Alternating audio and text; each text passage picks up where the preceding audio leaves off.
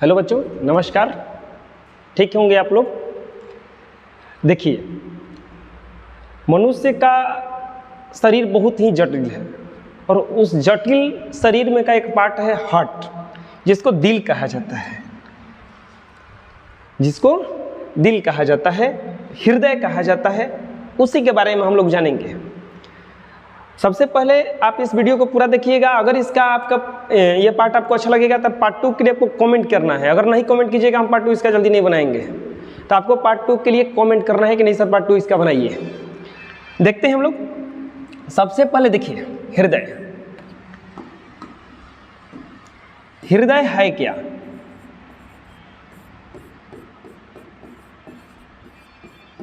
इसी को हार्ट कहा जाता है इंग्लिश में, और दिल भी कहा जाता है। दिल दीवाना ना जाने कब खो गया, ऐसा है ना। तो देखिए, सबसे पहले देखिए, हृदय जो है एक पेशीय रचना है। हृदय एक पेशीय रचना है जो शरीर में खून को पंप करने का काम करता है। खून को पंप करने का कौन काम करता है? हृदय करता है। चारों तरफ पूरे शरीर में खून को ये भेजता है। पूरे शरीर में क्या करता है? ये खून को भेजता है। अब देखिए इसके बारे में क्या क्या है। सबसे पहले यह एक पेशीय रचना है, मसलर पेशीय रचना है। दूसरा चीज, ये हमारे शरीर में बाएं तरफ स्थित होता है। ये हमारे शरीर में किस तरफ स्थित होता है? बाएं तरफ। दाहिनी तरफ बीच में नहीं रहता है, बीच में ये जो रहता है बाएं तरफ स्थित होता है। ये शरीर के किस तरफ रहता है? बाएं तरफ रहता है। इसका अगर देखा जाए वजन, तो हृदय का जो वजन होता है 300 ग्राम होता है। हृदय का वजन कितना होता है? अगर सामान्य मनुष्य में देखा जाए, हृदय का वजन जो होता है वो 300 ग्राम होता है। इसके बाद में एक पॉइंट ये हो गया। दूसरा, तीसरा, हृदय जो है एक झिल्ली से घिरा रहता है। हृदय जो होता है एक झिल्ली से घिरा रहता है, जिसे कहा जाता है पेरिकार्डियम। पेरिकार्डियम की झिल्ली, ये दोहरी झिल्ली होता है, जिसे कहा जाता है पेरिकार्डियम की झिल्ली, या पेरिकार्डियम भी कहा जाता है, नहीं तो पेरिटोनियम कहा जाता है। क्या कहा जाएगा इसको? पेरिटोनियम। पेरिटोनियम की दोहरी झिल्ली से घिरा रहता है। पेरिटोनियम या पेरिकार्डियम की दोहरी झिल्ली से घिरा रहता है। अब ये इस झिल्ली के अंदर दोहरा झिल्ली है, तो दोहरा झिल्ली के अंदर इसमें जो जगह रहता है, जैसे कि मान लीजिए कि ह्यूमन हार्ट हो गया, ये दोहरी झिल्ली से घिरा हुआ है, तो इसमें का जो जगह होता है, ये इस जगह को कहा जाता है पेरिकार्डियम। पेरिकार्डियम गुहा। पेरिकार्डियम गुहा। और इस गुहा में, इस जगह में एक द्रव भरा रहता है, जिसे कहा जाता है पेरिकार्डियल। पेरिकार्डियल द्रव। याद हो जाएगा यहां से। मनुष्य का हृदय पेशीय बाएं तरफ रहता है, 300 ग्राम का वजन। कितना ग्राम? 300 ग्राम। पेरिटोनियम की दोहरी झिल्ली से घिरा रहता है। इस जो झिल्ली के बीच में जगह होता है उसे पेरिकार्डियम गुहा कहा जाता है, और इसमें जो द्रव भरा रहता है पेरिकार्डियल द्रव भरा रहता है। अब इसके बाद में देखिए, इसका जो लंबाई है, हृदय का जो लंबाई है वो 12 सेंटीमीटर होता है, और जो चौड़ाई है वो 9 सेंटीमीटर होता है। जो हमारा हृदय है वो 11 सेंटीमीटर लंबा और 9 सेंटीमीटर चौड़ा होता है। हृदय जो है 11 सेंटीमीटर लंबा, 9 सेंटीमीटर चौड़ा होता है। 12 सेंटीमीटर लंबा और 9 सेंटीमीटर चौड़ा रहता है। इसके बाद में जो हमारा हृदय है वो बाईं तरफ झुका हुआ है। किस तरफ झुका हुआ है? बाईं तरफ झुका हुआ है। किस तरफ झुका हुआ है? ये बाईं तरफ झुका हुआ है। हल्का सा ये बाईं तरफ डाउन है इस तरह से। अब इसके बाद में और समझते हैं अभी हृदय के बारे में। अभी बाईं तरफ झुका हुआ है। इसके बाद में हमारा जो हृदय है ये खून को पंप करता है, यानी कि पूरे शरीर से रक्त को खींच करके पहले शरीर में लाता है, फिर फेफड़ों में भेजता है, फिर फेफड़ा से शुद्ध होने के लिए लाता है, अब फिर शुद्ध होने के बाद फिर से पूरे शरीर में भेजता है। ये काम करने में वो कितना पंप कर देता है? तो यह 1 मिनट में हमारा शरीर के का जो मानव का हृदय है वो 1 मिनट में लगभग 5 लीटर खून को पंप करता है। ऑब्जेक्टिव आएगा कि हमारा जो हृदय है वो कितने लीटर खून को पंप करेगा? 5 लीटर खून को पंप कर देता है। 5 लीटर खून को इधर उधर भेज देता है। इसके बाद में हमारा जो हृदय है वो लगभग 1 मिनट में, हमारा जो हृदय है वो लगभग 1 मिनट में 70 से 80 बार धड़कता है। 70 से 80 बार धड़कता है, और औसतन इसको मिलाया गया जब तो 72 बार। मनुष्य का जो हृदय है समान अवस्था में, ये नहीं कि दौड़ रहे हैं हाँफते हाँफते चले गए कहे कि 72 बार ना, हमारे 140 बार धड़का है, तो वो अलग है। हमारा जो हृदय है वो कितना बार धड़कता है? 72 से 80 बार धड़कता है, 70 से 80 बार धड़कता है, और औसतन इसको माना गया, औसतन जो माना गया वो 72 बार माना गया। औसतन कितना बार माना गया इसको?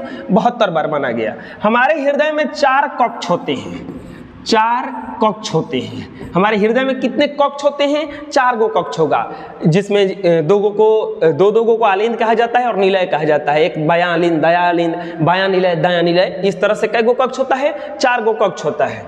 इसके बाद में आता है कि जो रक्त होता है ये हृदय में आता है, फिर हृदय से फेफड़ा में जाता है, फिर फेफड़ा से हृदय में आता है, और फिर हृदय से पूरे शरीर में फैल जाता है। इसी प्रक्रिया में हमारे शरीर में दोहरा परिसंचरण हो जाता है, दोहरा परिसंचरण। और इस दोहरा परिसंचरण को कराने वाला अंग कौन सा है? तो ये हमारा हार्ट ही होता है। ये सब कौन कराता है? हार्ट कराता है, हमारा हृदय कराता रहता है। हृदय के बारे में इतना बात समझ में आ गया ना? अब देखिए, हमारे शरीर में 2 प्रकार की रक्त वाहिनियां हैं। रक्त वाहिनियां, मेन जो रक्त वाहिनियां हैं 2 प्रकार की होती हैं। एक होता है धमनी और दूसरा होता है शीरा। एक होता है धमनी और दूसरा क्या होता है? शीरा। इस शीरा में अभी बस थोड़ा सा समझ लीजिए, क्योंकि हम ये हार्ट समझाने वाले हैं। इसमें धमनी रक्त वाहिनियां के लिए आगे हम इसका वीडियो बनाएंगे। शीरा में समझिए, शीरा में जो रक्त बहता है अशुद्ध रक्त बहता है। शीरा में कैसा रक्त बहता है? अशुद्ध रक्त बहता है। और धमनी में कैसा रक्त बहता है? शुद्ध रक्त बहता है। धमनी में कैसा रक्त बहेगा? शुद्ध रक्त बहेगा। शीरा में अशुद्ध और धमनी में शुद्ध। अब ये शुद्ध और अशुद्ध दोनों रक्त हृदय से होकर ही जाता है। किस तरह से जाता है? देखिए, ये हो गया अपना हृदय, ये ह्यूमन हार्ट है, मनुष्य का हृदय है। अब यहां पर देखिए ध्यान से, इसमें सबसे पहले हम ये बताए हैं कि 4 गो चैम्बर होता है। ये पहले बाएं तरफ थोड़ा सा झुका हुआ रहता है, बाएं तरफ झुका हुआ रहता है। ये जो इसका लंबाई है कितना सेंटीमीटर? जल्दी से बोलिए अब। 12 सेंटीमीटर। और चौड़ाई कितना होता है? लगभग 9 सेंटीमीटर। लंबाई 12 सेंटीमीटर, चौड़ाई 9 सेंटीमीटर। कितना बार धड़कता है? तो 72 बार धड़कता है। इसे 70 से 80 बार भी धड़कता है ये, यानी कि 70 से 80 के बीच में धड़कता रहता है। आप लोग देखो हृदय 2 प्रकार से बनाता है। एक वैसन बनाता है, वो मजनू जो होता है ना, ऐसा वैसन बनाता है। ये हृदय ऐसा नहीं है, ये हृदय नहीं, ये प्यार मोहब्बत वाला हृदय, ये भुलवाने वाला हृदय है। अब हृदय असली में देख लोगे तो आपको मतलब अच्छा नहीं लगेगा। ये तो बहुत अच्छा लगता है, प्यारा लगता है देखने में ना, कि वाह कितना अच्छा हृदय है। इतना प्यारा है नहीं, हाँ अपना है तो प्यारा ये होइबे करता है ना। आदमी बोलता है दिल तुझे दे दिया, अरे दिल दे देगा ना तो वो धड़केगा कैसे? दिल किसी को जल्दी आदमी देता नहीं है, और दे देगा तो उसका खून कौन पंप करेगा? कोनो मशीन लगाएगा क्या करे मिला के? एक बात समझ लीजिए कि हार्ट जो है एक मशीन ही है, पंप करने वाला, जिसे पानी खींचने का मशीन होता है वैसे। हम लोग समझेंगे इसमें कि क्या क्या है। देखिए, ये हम अभी सबसे पहले समझेंगे कि इसमें 4 गो चैम्बर कौन सा होता है। देखिए, ये एक चैम्बर ये हो गया, दूसरा चैम्बर हो गया ये, तीसरा चैम्बर ये हो गया, और चौथा चैम्बर ये हो गया। 4 गो चैम्बर हो गया। 1 2 3 4। सबसे पहले ऊपरी जो भाग है, ये वाला ऊपरी जो भाग है, इसको अलिंद कहा जाता है। जो हृदय का ऊपरी भाग है इसको अलिंद कहा जाता है। हृदय के ऊपरी भाग को क्या कहा जाएगा? अलिंद कहा जाएगा। एट्रियम, ऊपरी भाग को क्या कहा जाएगा? अलिंद कहा जाता है। तो ये अलिंद हो गया। तो ये वाला लेफ्ट साइड में है कि राइट साइड में है? तो राइट में है, तो इसको दायां अलिंद कहा जाता है। और इसको कौन सा अलिंद कहा जाएगा? बायां अलिंद कहा जाता है। क्लियर है? इसको बायां और इसको दायां। अब देखिए, इसी तरह से ये वाला जो नीचे का भाग है निलय कहलाता है। नीचे का भाग क्या कहलाएगा? निलय। ऊपर में अलिंद और नीचे में क्या रहेगा? निलय।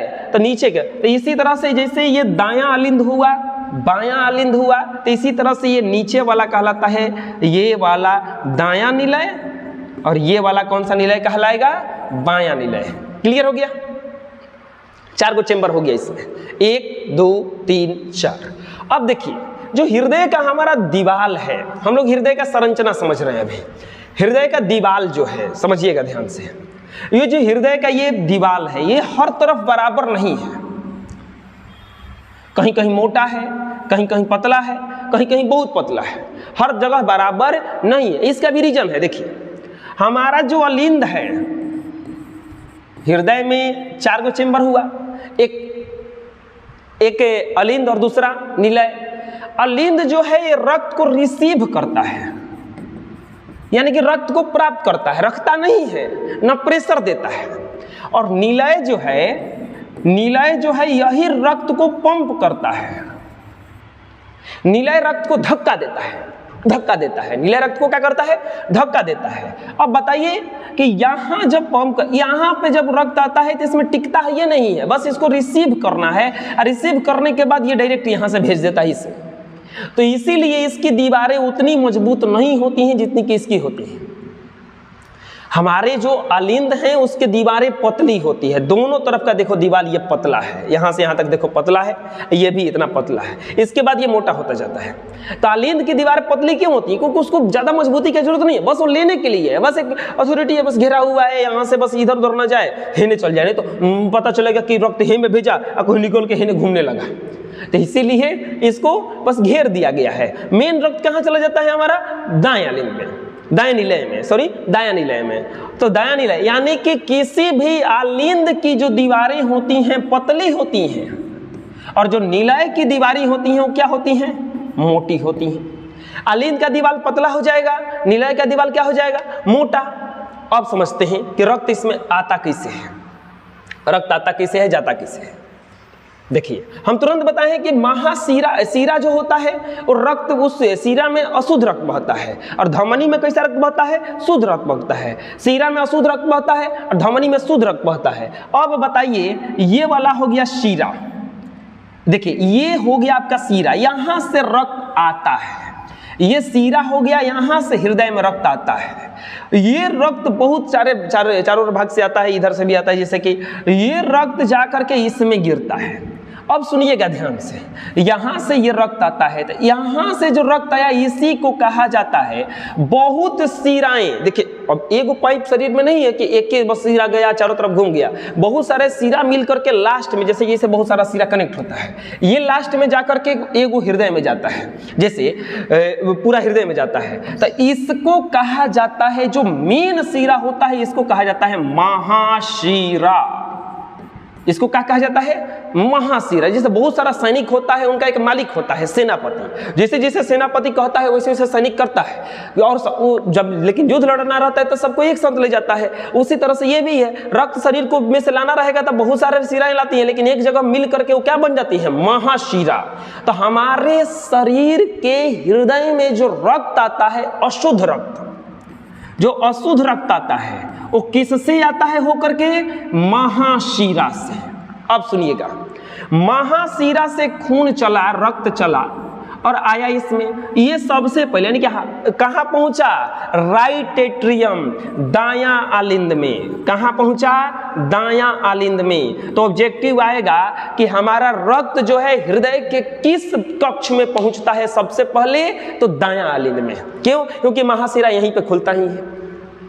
अब ये जो रक्त है आता है उसके बाद कहाँ? दाएं निलय में, दायां निलय में आता है। हमारा रक्त महाशिरा से हो करके सबसे पहले दाएं अलिंद में आता है, दाएं अलिंद से हो करके आता है निलय में। क्लियर यहां तक? अब निलय से फिर ये प्रेशर देता है, देखिए ध्यान से। अब इधर से आया, अब इधर जाने की जगह नहीं है, तब ये यहां से एक नली शुरू होता है, जिसको ये जो शुरू होगा इसको कहा जाता है फुफ्फुस चाप। क्या कहा जाएगा?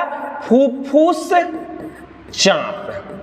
सुनिएगा ध्यान से, रक्त ऐसे आया, आकर के अलिंद से निलय में चला गया, निलय से फिर रक्त, अब देखिए इधर नहीं जा पाता है। अब यहां से एक बात और समझ लीजिए, यहां से आप लोग समझते जाइएगा इसको, क्योंकि इरेज करते जाने, क्योंकि फिगर बहुत गंदा होता जाता है। यहां से चला, ये महाशिरा था, महाशिरा से चला जब, तो देखिए यहां पर वो ये ऐसा कुछ लगा हुआ है, ऐसा कुछ लगा हुआ है। चलिए इसको बाद में देखेंगे हम लोग। यहां से खून आने के बाद अब इसमें प्रवेश करता है। ये जो शुरू हुआ इसी को कहा जाता है फुफ्फुस चाप।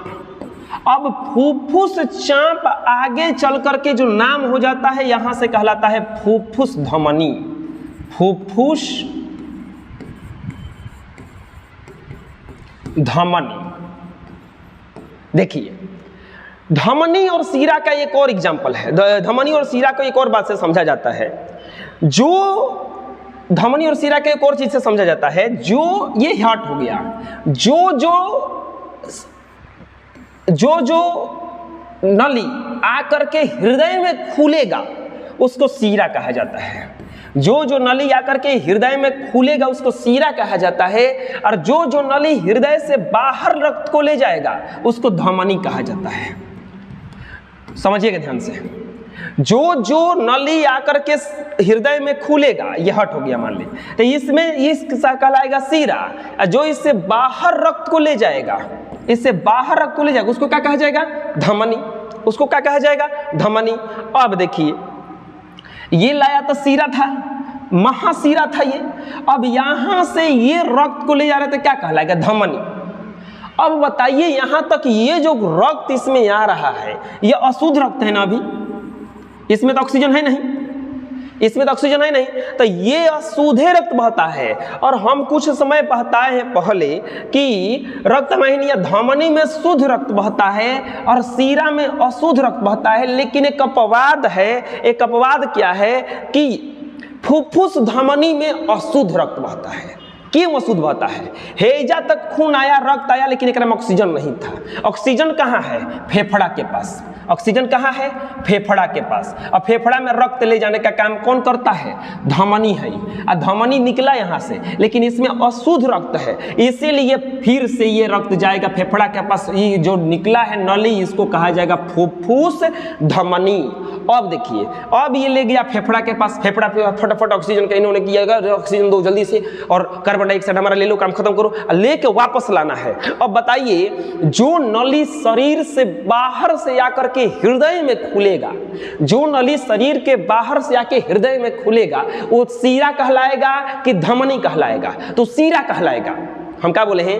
हृदय से बाहर जाएगा, हृदय से बाकी शरीर में जो नली जाएगा, हृदय से बाहर जब रक्त भेजना होगा तो धमनी से जाएगा, हृदय में रक्त लाना होगा सीरा से आएगा। अब देखिए ये दोनों जो सीरा है वापस फेफड़ा से रक्त को, शुद्ध रक्त को लाता है।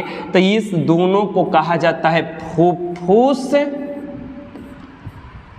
सीरा। इसको क्या कहा जाता है? फुफ्फुस सीरा, फुफ्फुस धमनी में। अब बताइए ये जो फेफड़ा से रक्त आ रहा है ये O2 के साथ में ना आ रहा है? ये जो रक्त आ रहा है किसके साथ में आ रहा है? O2 के। तो फुफ्फुस सीरा एक ऐसा सीरा है जिसमें शुद्ध रक्त बहता है, और फुफ्फुस धमनी एक ऐसा धमनी है जहां पे अशुद्ध रक्त बहता है। जहां पे कौन सा रक्त बहेगा? अशुद्ध। यानी कि इसमें अशुद्ध रक्त होने जा रहा है लेकिन है धमनी, और इसमें शुद्ध रक्त बह रहा है लेकिन है यह सीरा। उन दोनों का नाम है फुफ्फुस सीरा, फुफ्फुस धमनी। फुफ्फुस सीरा में शुद्ध रक्त बहता है और फुफ्फुस धमनी में अशुद्ध रक्त बहता है। फुफ्फुस धमनी हृदय से रक्त को फेफड़ा तक ले जाती है और फुफ्फुस सीरा फेफड़ा से रक्त को हृदय तक लाती है। क्लियर हो गया? और अभी जो शुद्ध रक्त आया, ये जो शुद्ध रक्त आया ये आके गिरा बायां आलिंद में, ये आके गिरा बायां आलिंद में। अब बायां आलिंद से फिर आता है बाएं नीले में।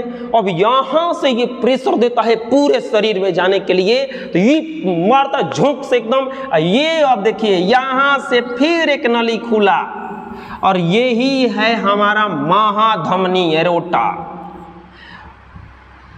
बाएं निलय से रक्त महाधमनी में प्रवेश करता है और यहीं से फिर बट करके अब पूरे शरीर में फैल जाता है, पूरे शरीर में फैल जाता है। चलिए इतना क्लियर हो गया। अब कुछ दीवार के बारे में समझते हैं। सबसे पहले फिर से देखते हैं। देखिए देखिए ये बहुत कॉम्प्लिकेटेड चैप्टर है, लेकिन एकदम आसान भाषा में समझा दे रहे हैं आपको, कभी दिक्कत नहीं होगा। इसमें खून आया तो महाशिरा, कहाँ आया? बाएं दायां अलिंद में, दायां अलिंद से कहाँ गया? दाएं निलय में, दाएं निलय से क्या शुरू हुआ? फुफ्फुस चाप, फुफ्फुस चाप से क्या शुरू हुआ? फुफ्फुस धमनी, फुफ्फुस धमनी कहाँ गया? फेफड़ा तक, फेफड़ा से फिर शुद्ध रक्त होकर के कैसे आया? फुफ्फुस शिरा से, फुफ्फुस शिरा से, फुफ्फुस शिरा से कहाँ से रक्त आता है? सबसे पहले बायां अलिंद में, बायां अलिंद से कहाँ आता है? बाएं निलय में, बाएं निलय से क्या शुरू हो जाता है? महाधमनी, महाधमनी आगे चल करके किस में बच जाता है? धमनियों में। ये सही कहाँ रक्त जा रहा है? शरीर के सभी भागों में, शरीर के सभी भागों में। फिर से देखे, क्लियर हो जाना चाहिए अब यहाँ पे।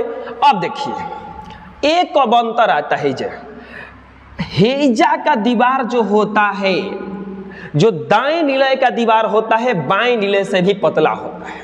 क्यों? यहाँ का रक्त को, अब बताइए, मान लीजिए कि आपको केवल 10 फीट दूर गेंद फेंकना है तो आप उतना जोर से फेंकिएगा, ज्यादा ताकत लगाने की जरूरत नहीं है। लेकिन आपको उसी गेंद को 50 फीट फेंकना है तो ज्यादा ताकत लगा कर भोंय देना, फेंकेंगे ना। क्यों? क्योंकि हमको दूर फेंकना है, लेकिन ज्यादा नजदीक फेंकना है तो ज्यादा ताकत लगाने की क्या जरूरत है? ज्यादा ताकत लगाएंगे, अब पहुंचना है कहीं और, पहुंच जाएगा कहीं और। तो ये हेजा से रक्तवा कहाँ भेजना है? केवल फेफड़ा तक। अब हेजा हृदय है, ये नहीं है कहीं अगल बगल में फेफड़ा है तो ज्यादा रक्त लगा, ज्यादा जान लगाने की जरूरत नहीं है। तो इसीलिए इन दोनों में से किसकी दीवारें पतली होती है?